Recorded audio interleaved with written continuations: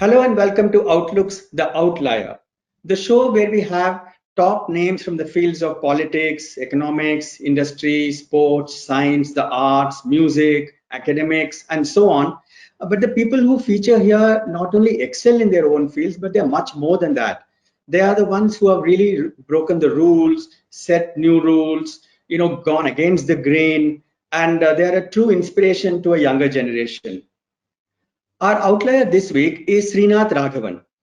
Srinath is that rare scholar who also has a first-hand experience of what he writes and teaches about.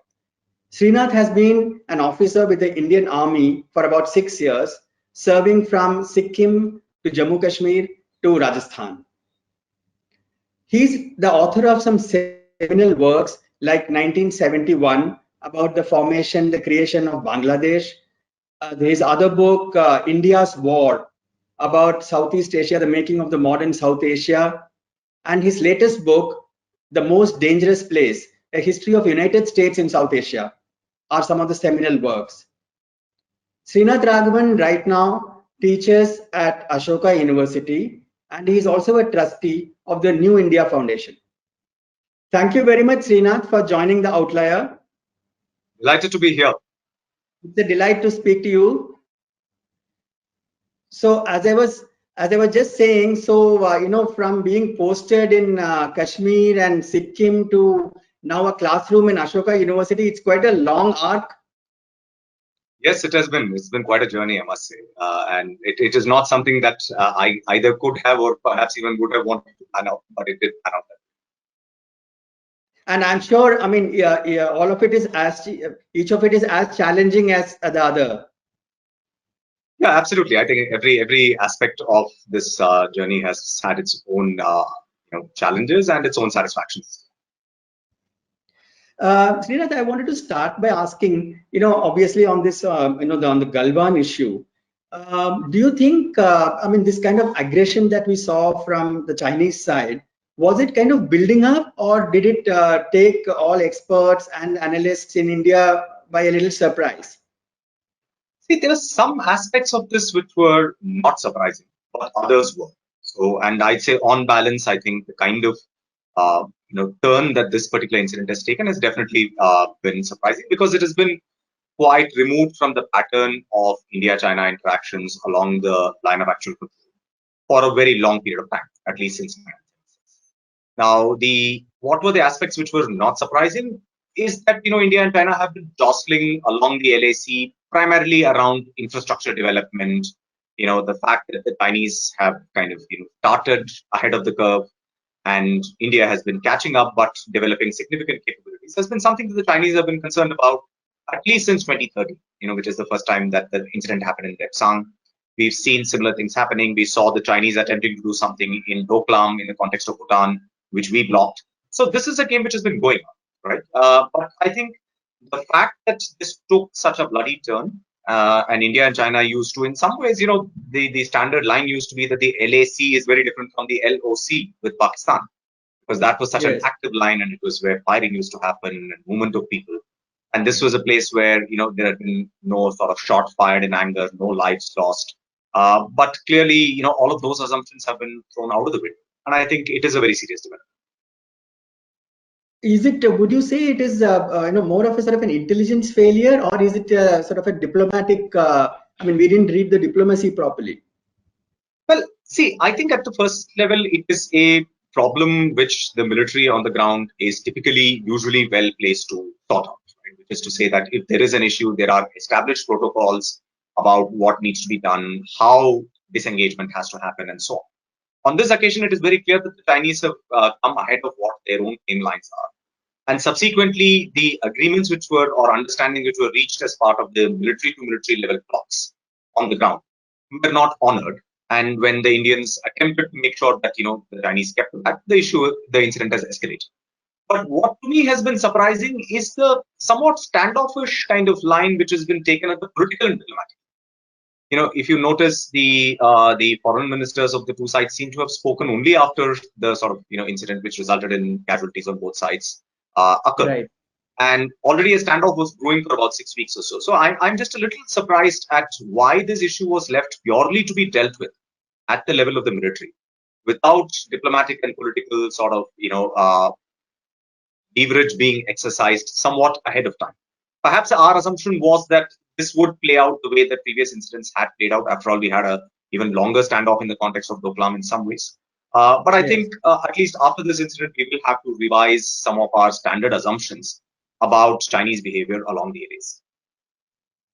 And now that we've reached this situation, and every day we hear it's still quite tense out there at the LAC.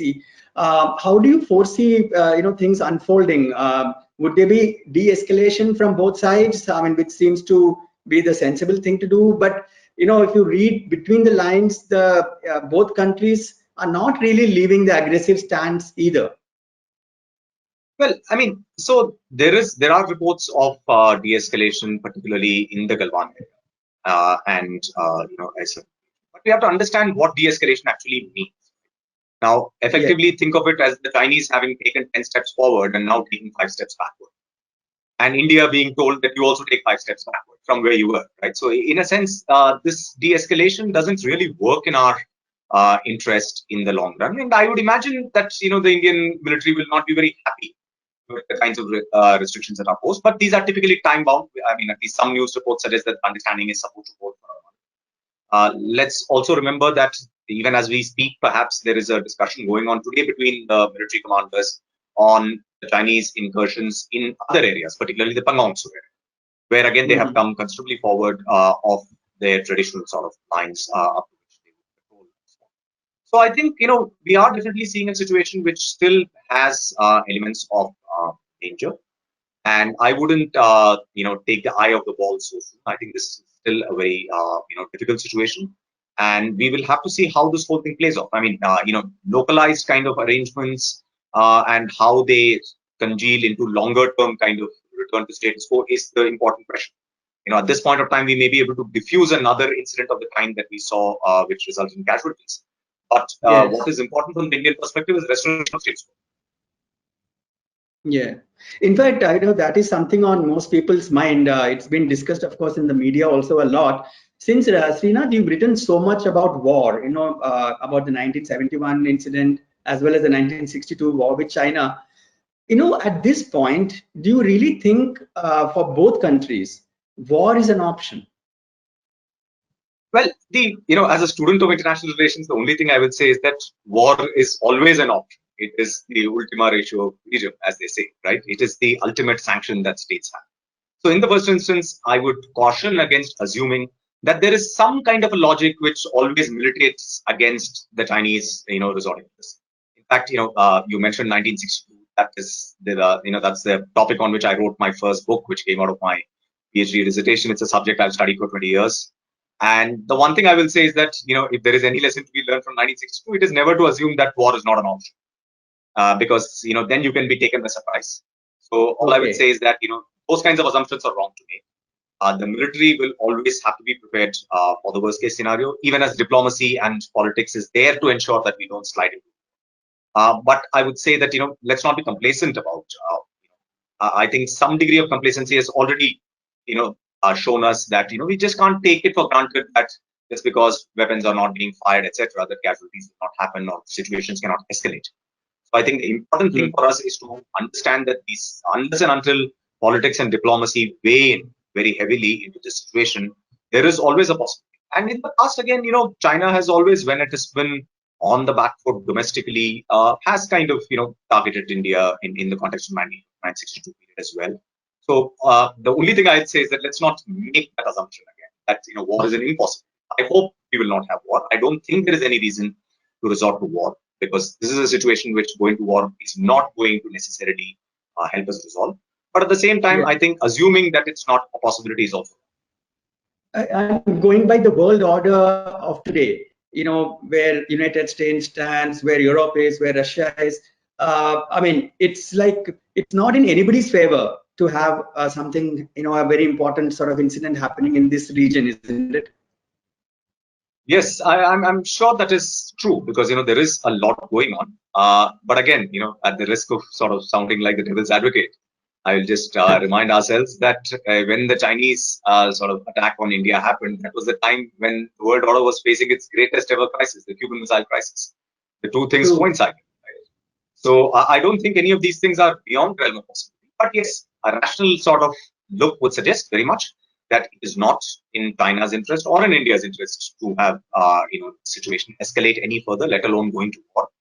But as I said, if we want to arrest the slide, then we will have to make sure that we are able to hold China to its commitments and that we have firm diplomacy and political dealing with China as much as our armed forces are holding the ground at the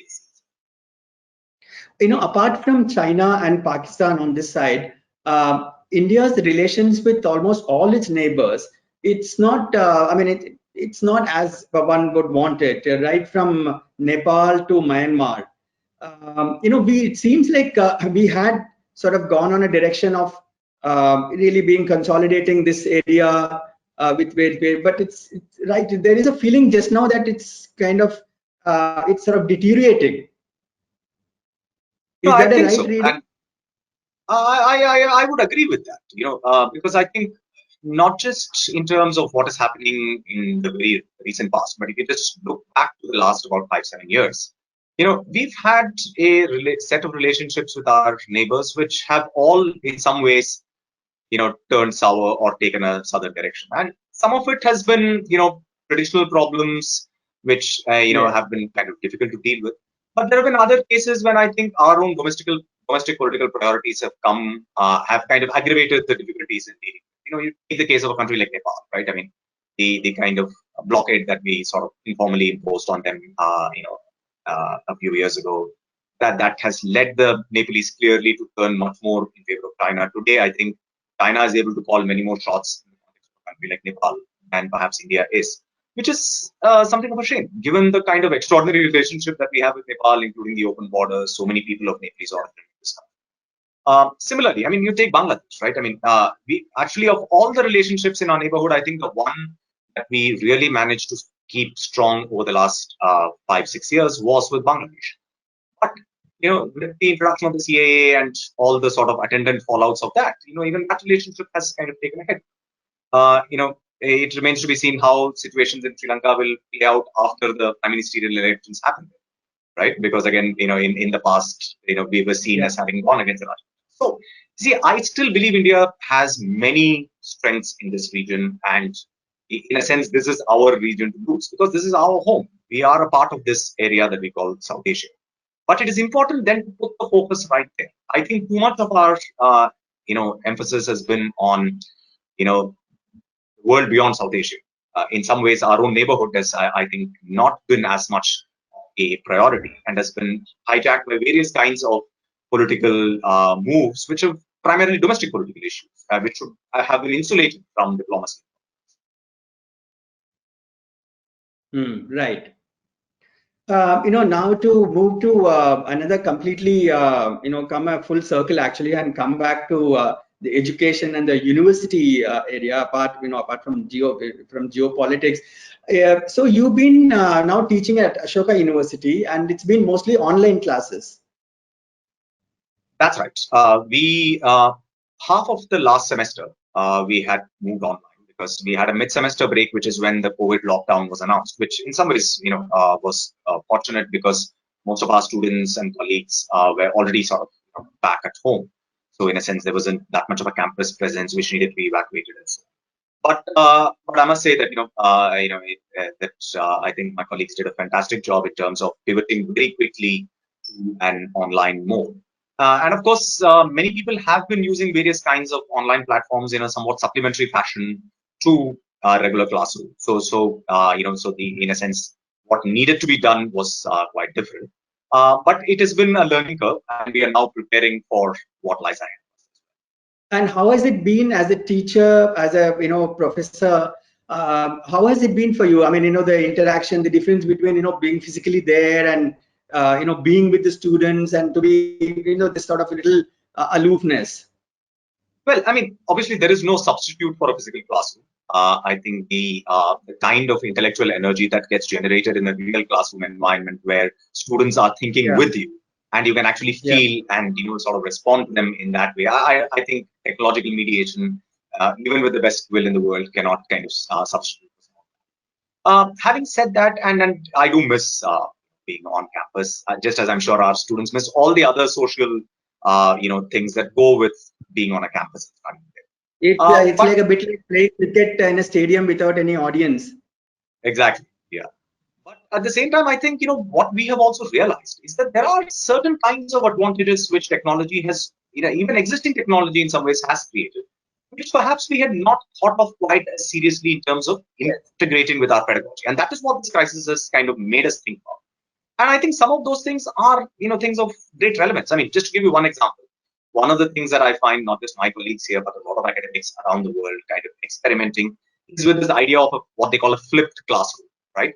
So instead of sort of using your class time simply to carry out a lecture, which in some ways, especially if given to a large class, can be something of a passive, receptive activity for students, apart from the Mm-hmm. Q&A, you can actually sort of front load that material by making it available ahead of time to students.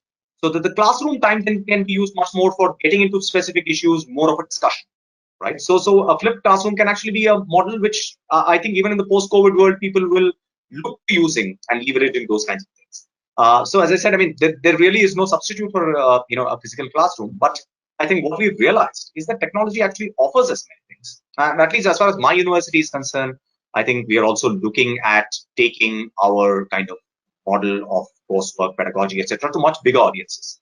So we have a program called Ashoka X, which has been launched, in which many of my colleagues, including myself, we are teaching, but I'm teaching a class in the Second World War to a group which is not necessarily that of students, right? So we have professionals, we have all kinds of people.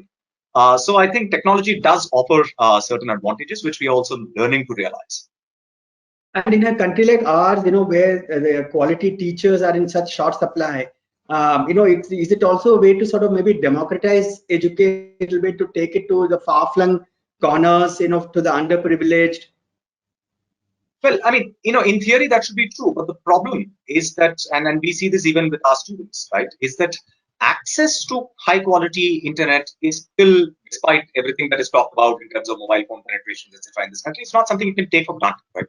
There are large parts of India, especially rural India, but also other places like Kashmir or the Northeast, where Yeah. internet connectivity is very, very poor. It's very patchy. So if you are kind of, so in a sense, there is something of a digital divide which also we still need to overcome.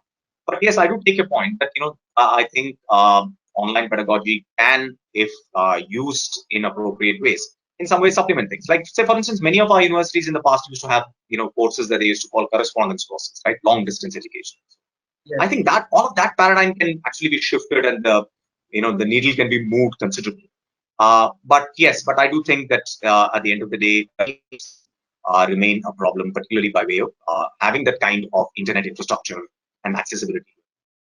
The other, of course, the connectivity is one issue, which of course it's only improving by every day. So hopefully it should be a possibility now to have good connectivity even in remote areas.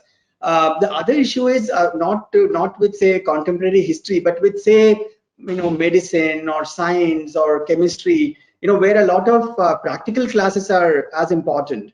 How can that be sort of solved? Again, that's even for us in discussions with my colleagues in the sciences, that is a big challenge, because how do you sort of get lab kind of experiment and other things? So again, there are some new kinds of, in just these few months, there are all kinds of new platforms which people have experimented with, evolved, which allow in some ways to try and, get a sense of some of those things. There is also a sense that perhaps, we kind of front load the non kind of practical things while the lockdown still persists, and that when things ease up, perhaps some of those things can be dealt with. But there are no easy solutions to those kinds of questions. And I think that's a much difficult problem to crack in the context of how we deliver. Srinath, one of the fallouts of the pandemic, it seems, is that this suspicion of the foreigner. Each country is, it seems like, closing in. Especially in the United States, recently we saw that there were these laws against foreign students, especially Asian students. From a university like yours, Ashoka, most students would be wanting to pursue higher studies abroad. Do you foresee in the coming years a huge problem there? Europe, United States not taking Indian or Chinese students? Well, I mean, see, the problem has not been so much about them not taking Indian students. In fact, Indian students are there in very significant numbers in many Western universities. I think the United States is in a peculiar problem, right? I mean, if you assume that the pandemic is of course something that over a period of time, hopefully the situation can kind of revert to something which looks like normal. But the United States is a different situation because it's a politically created kind of situation, right? Basically, President Donald Trump wants to insist that all universities should be open and they should be functioning because that is the kind of message that he wants to send to his electorate, which is going to have another presidential election in front of them in 3 months. That United States of America is back at work, right? America is not back at work, how are we going to make it great again, right? So, in a sense, for him, that it is a way of arm twisting the universities to, actually fall in line and open up, despite the fact that we are seeing that the United States, in some ways, is still in the eye of the storm. I mean, we've seen various kinds of states in the United States, like Texas and now California, which had opened up and then have now sort of decided that they won't do important school districts in California just this morning, which have announced LA and San Diego that they are not going to have schools this fall.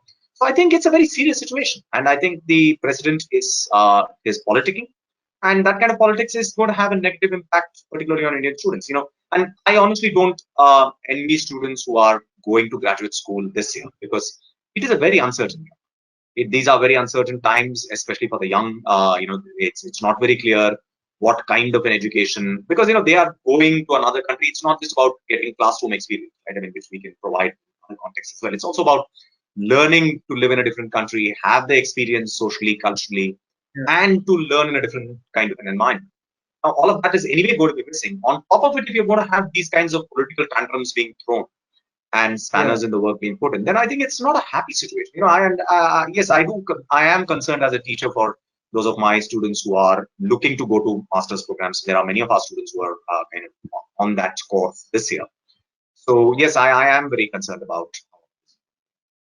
Yeah, and the for students, particularly from India, they are mostly middle class, upper middle class students, who have taken loans, who have like whose parents have really struggled to sort of get them go there, to go get them go there. It's a big burden in the end to them. Oh yeah, absolutely. And especially if this law, I mean, if this ruling sort of actually is applied, then even those students who are already there but whose universities are not having classes will be forced out, right? I mean, that's Yeah, what Trump is kind of moving towards, which again is a huge problem because a lot of them will be graduate students, PhD students, etc., who are whose requirement to be there. And imagine students who are studying the sciences. The problem that you asked, how are they going to do their lab kind of work, right? I mean, or do various other kinds of practical activity that their coursework might demand. So yeah, I do think this is a very unfortunate move by the United States. yeah, it's and see, actually, the universities themselves, the American universities, they really can't do without foreign students also. Of course not. In fact, not just in the United States, but practically in all the other Western countries, foreign students, especially at the undergraduate, postgraduate levels, are the ones who are, bringing in the revenue, so to speak. I mean, you take Yeah, the example of a country like Britain. I mean, there is a clear differential between the level of tuition that home students pay and students from abroad pay. Students from abroad typically pay up to 3 times the amount of tuition fee that home students pay. yeah, So, yeah, it's absolutely critical for them. It remains to be seen. But this is an election sort of season. yeah, Donald Trump, for him, it is a kind of do or die situation. yeah. So he's going to pull out all the stops that he has to signal that we are going to get Yes. this. Yeah, we can only hope that after November the situation comes to normal. Yes, but that's assuming that Trump is is not back. It's not coming back. Yeah, That's true. yeah. Srinath, the other thing that you are involved with is the New India Foundation, and it's been now 10 years, isn't it? It's the 10th year of the fellowship. Yes, You I can mean talk a little bit about the foundation, how it's grown, how it's in importance. yeah. So the New India Foundation has been around effectively since 2004, and we have done several rounds of fellowships. Our fellowships are effectively aimed at giving an opportunity for people who want to write about India after independence, so non-fiction books. And we call for applications, and we get hundreds of proposals typically in every cycle. And and we are totally sort of Catholic about what kinds of projects we are interested in. You could do it from any sort of academic perspective. You could write it as an economist, you could write it as a social scientist, as a historian, or you could even write a personal journalistic account, any kind of narrative nonfiction, as long as it illuminates certain very important things about India, in contemporary India, which we define as India after 1947. And so we've had a good run, and as you said, we are having another round of fellowships coming up. And the deadline is going to be in a few weeks from now, and we're very much looking forward to the next round of rounds. It must be quite a task. You must be getting such quality submissions, such quality proposals from all over the country to narrow it down to 5 or 6. Is that must be quite a task as a trustee, as a part of NIF? Yeah, so there are two things to it. One is, of course, we do get many applications, and applications which are about such a diverse range of subjects. And in some ways, even those applications are a good indicator of what a fascinating country we live in, and how many interesting things there are to be told and learned about our own lives. So yes, so that is generally a challenge, and we do interview more candidates, and we typically give about anywhere between 7 to 9 fellowships, depending on how it works out. Now, we've been very lucky with the New India Foundation to have members who have served on the jury for selecting fellows for many years, right from the very beginning. And that they have been really the sort of mainstay of how this process has gone forward. I mean, the New India Foundation itself was started by Ramachandra Guha and Nandan Nilekani. But in the beginning, we had the eminent sociologist Andre Bede, who used to be on the jury. Professor Neeraja Gopal Jayal, political scientist, she has been on the jury from the very beginning. I joined the jury a few years after them and have now joined the trust along with Manish Sabarwal, Team Lead Services, who's also chairman of the trust. And we have Dr. Rukmini Banerjee of Pratham, who's also been on the selection panel for many years. So we are actually highly indebted to our colleagues who agree to take up so much of time to read these fellowships and make these. And it is great to know that the fellowship goes on undeterred by the pandemic, or I mean, it's no stopping it. Yeah, I mean, we are very committed to keeping that process going, and because this it's easy to say that to top up one's own kind of venture and fellowship, but I would say the New India Foundation fellowship is unique in some ways.